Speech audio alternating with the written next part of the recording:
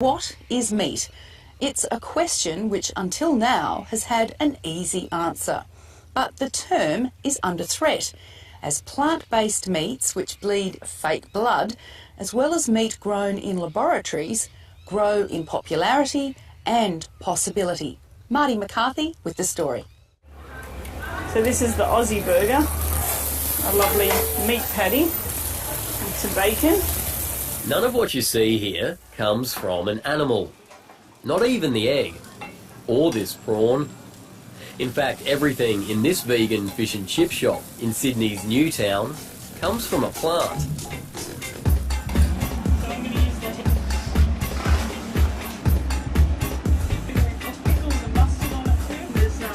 We've got fish that has protein and omega-3. We've got calamari, duck, bacon, fried eggs, garlic prawns, meat patties. Can I please get an Aussie burger? Sure. Can you have gluten? Yes. Restaurants like this cater to the 11% of Australians who are vegetarian or vegan. One Aussie. So I've got some duck here for you. Looks like duck. Yep, I didn't have to go to the abattoir to get it. And the beauty of this thing is that you don't have to worry about cutting against the grain. It's always tender. Owner Liz Harry took a punt 3 years ago, surprising even the vegetarians who eat here. She handed it back to me over the counter. She said, "I'm sorry, you've given me the wrong burger, you've given me real duck." And I said, "I promise you I haven't." And she said, "Look at it, it looks like duck, tastes like duck." But what are these culinary counterfeits actually made of? I make all the things that butchers make, but I make them with no meat. Susie Spoon is a vegan butcher. So Susie, what are you making here? Here we're making a schnitzel. Right. So it's a meat replication of a schnitzel, and it's made from the protein of wheat, which is this. This is gluten flour. And so how does that gluten replicate the structure of meat? I guess it's a high protein flour, and so when you knead it in a certain way, it gets these really beautiful fibres that really do replicate meat. As for the taste, The things we use just natural flavours that come from plants like paprika, white pepper, horseradish, garlic, onions, like just obvious things. But because some of those things are used in meat, like rosemary and garlic, when I use those things in my products, when you taste it, your brain thinks it's meat. Australia is the third fastest growing vegan market in the world, according to market researcher Euromonitor International. In the United States, recent studies have shown 60% of Americans are reducing their meat intake, even if they aren't strictly vegan or vegetarian. People don't just give up meat because they hate the taste and texture. They might give up meat because they love animals, or they care about the environment, or about their health. Life Health Foods on the New South Wales Central Coast is catering to that demand on a massive scale with its big range of plant-based meat alternatives. There is a large market there, so we think around 40% of the Australian community is actively reducing their meat. They are called flexitarians, and no guessing who they are. We've noticed that there has been, particularly with millennials, they are around about 60% more likely to reduce their meat than a Gen Xer. Life Health Foods is the largest producer of meat alternatives in Australia.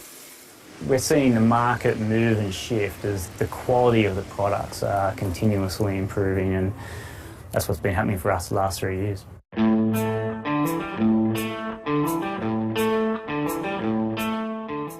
This is the bleeding edge of fake meat, literally.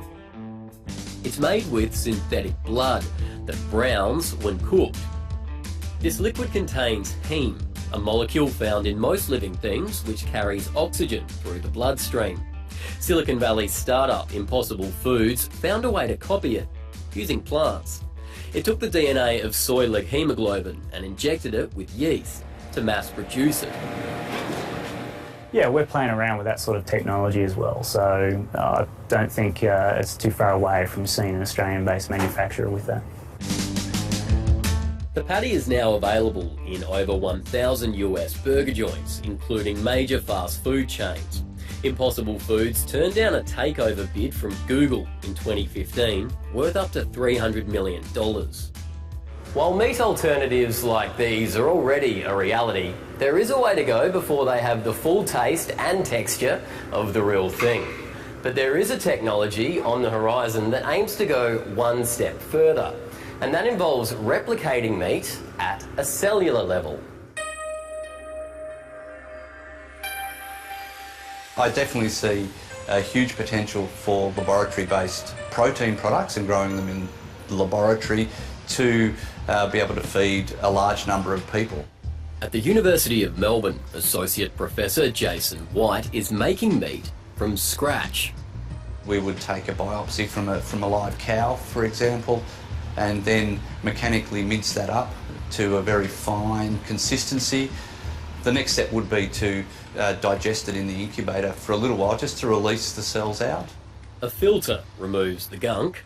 And in theory, what we've got underneath here is those single isolated precursor cells or stem cells. So that's what grows out. So that's what we'll put into tissue culture dishes, and that'll grow out over a number of days till they start to form actual muscle fibres. The cells first need to feed on the nutrients in this liquid. A week later, they're now twitching, so it's live tissue, and they're probably expanded 3 or 4 times in that period of time. So they're growing? Yeah, so they're growing. A single cell has the potential to turn into 1 trillion muscle cells. The cells merge to form strings, then rings that bulk up as they contract, like human muscles do. It's far from appetising, but with flavours and colouring, it's close to meat. It's not that juicy. This was the first lab-grown burger patty, unveiled in 2013. The absence is, I feel like the fat. You know, like it's a leanness to it. It took 3 months to grow. Savour the taste because it cost Dutch scientist Mark Post 400,000 Australian dollars to make. That's a per patty price tag. Lab-grown poultry products are also in the pipeline. Last year, US startup Memphis Meats claimed to have made lab-cultured duck and chicken. Our goal is to make delicious, clean meat that is better for you, the environment and the animals. Prices are falling. Memphis Meats claims it now only costs 6,000 Australian dollars to make 1 kilogram of meat. It's yet to commercialise the product. There are now about 10 companies globally in search of the holy grail, a cheap method of mass production. The process is actually very simple in this environment. The challenge for lab meat companies will be to scale it up to commercial levels to actually be able to provide feed for people. This liquid is part of the problem. It's made from the blood of an unborn calf. The fetus dies in the extraction process. Fetal calf serum can be used to grow almost any cell. We're slowly moving away and trying to define that, and that's expensive to actually put all those components into that media. There are plant-based serums, but they aren't as good yet. It means for now making lab-grown meat, ironically, still involves killing an animal. Meat expert Professor Robin Warner has been investigating the other challenges of in vitro meat. I don't think we'll ever get to replicating a whole steak or a whole lamb chop. Meat is a very complex structure comprised of muscle cells embedded within connective tissue, which has got capillaries and blood vessels all around it, and fat cells as well. So it's the totality of all of those cells together that make up when we put a piece of steak into our mouths, and we get this wonderful taste of the meat.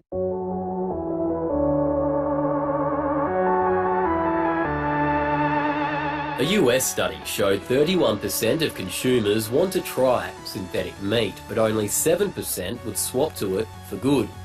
Professor Warner has been studying the demand in Australia for cultured meat and says the people surveyed were wary. The concept of eating meat coming out of a culture or test tube was just so foreign to them. I think it will become popular and relatively prevalent. I think that disgust factor will change. Before any such product could be eaten here, it would need to pass rigorous public health and safety tests. Growing food using animals doesn't make much sense. This man wants to make cultured meat cool. I think if we communicate the fact that cellular agriculture requires over 90% less land and water and emits over 96% less greenhouse gas emissions, it will be quite compelling to any audience member. I started Food Frontier after realising that meat production is at the centre of the biggest sustainability and public health crises that we are facing as a globe, and after realising that plant-based and clean meat technologies can help transform this for the good of people and planet. Regardless of whether there actually is a meat production crisis, Thomas King launched his not-for-profit organisation late last year. Its aim is to promote cultured meat and plant-based alternatives and support scientists in Australia and the Asia-Pacific wanting to start their own fake meat companies. We expect that we'll see Australia's first clean meat startup this year, 2018, and we're really excited to be supporting them with that venture. Food Frontier is financed by philanthropists who see so-called clean meat as the future of food. Clean meat, in part, is a nod to clean energy because clean meat, compared with conventional meat, has a fraction of the impact on the climate and planet. But it's also literally cleaner. The meat we eat today has bacterial contamination on it most of the time, whereas clean meat, there's no slaughter involved in that, and so it's free from that contamination. No, because the risk of contamination can come from people. If you get a disease go through your cultured meat, it wipes the whole population out. The UN Food and Agriculture Organisation estimates beef farming accounts for 41% of the global livestock sector's overall greenhouse gas emissions.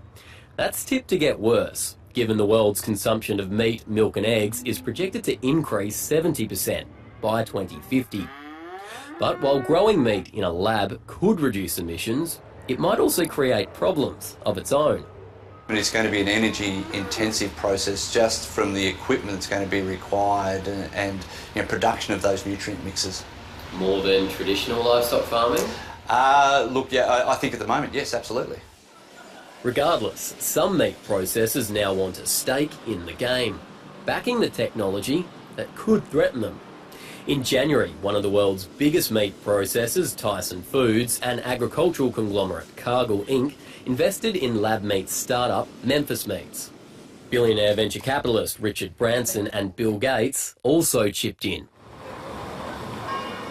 In the world's largest beef-producing country, this recent wave of investments has worried the livestock sector. Our members came to us last year with this concern that we don't want to go down the same route as the dairy industry, that we want to be able to clearly define what beef and meat means in a regulatory setting. The United States Cattlemen's Association is now petitioning the country's Department of Agriculture to define meat as coming from the flesh of an animal, slaughtered in the traditional way. We don't agree with the term clean meat. That implies that traditional ranching is dirty. So we would rather it be called something along the lines of cell-cultured proteins. The petition also relates to plant-based meat alternatives.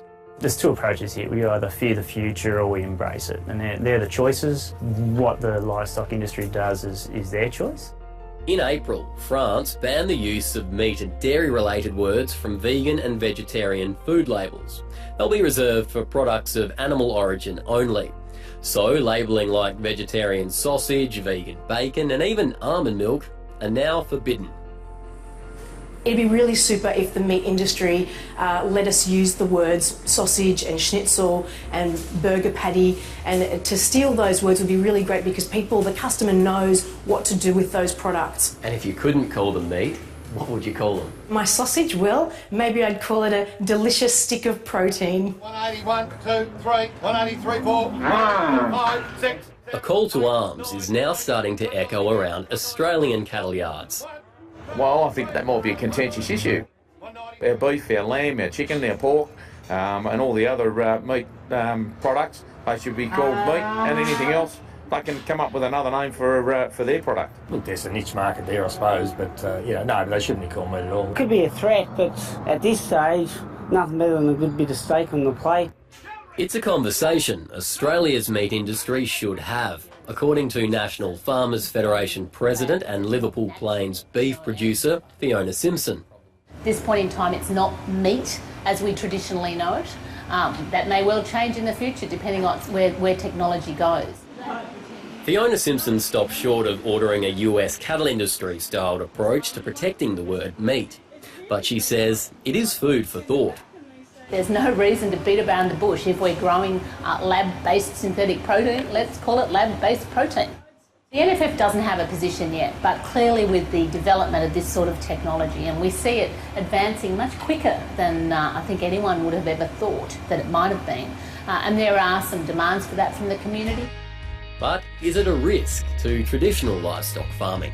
It's about eating protein, and potentially it is. I guess we have to see where it goes. At the moment, it'll depend what the consumer wants. Clearly there are some drivers, and we can't stop technology. Technological advancements have always reshaped agriculture and farming generally. But artificial meat, cell-cultured proteins, or whatever you want to call it, is coming fast. And it poses a fundamental challenge to the farming of animals for meat. If we're going to feed the world, as we often are told we need to as livestock producers, we're going to need cultured meat as well as livestock production. So if you can offer the same satisfaction in eating a meat product, at least the same amount of nutritional benefit, and feel good about it because it's doing good for the world and better for your body, why wouldn't people choose that option?